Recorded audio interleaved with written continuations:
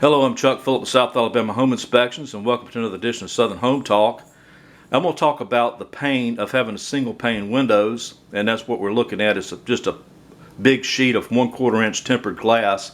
I think it measures 4 by 6 feet. And so this was just an inexpensive option to replace the old windows that were here.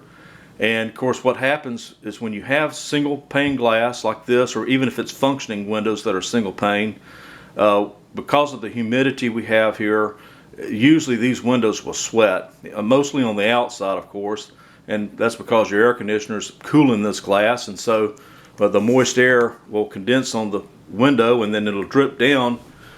And if this is not really sealed really well all the way down the bottom seam, what will happen is that moisture will go into the wall cavity down below, and that's what was going on in this case here. And so once it gets into this cavity, it's got wood, it's got paper from the insulation in there, and so now you have a very good food source for mold, which is exacerbated by the coolness of the wall from your AC as well. And so what was done was these holes were drilled between each one of the studs, and concrobium was fogged into this area, which is a good mold killer. I have an episode on this, so if you get a chance, go check that out.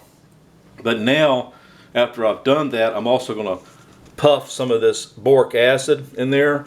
And what boric acid will do, it's also a kind of a mold inhibitor too, but it also works on insects, especially roaches. Another thing too, if you have these moist conditions inside the wall cavity, it now makes it even more conducive for termites too.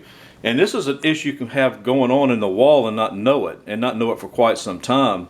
And so that's why I kind of figured I'd do an episode on this to kind of bring it to your attention, in case you have single pane windows anywhere in your home.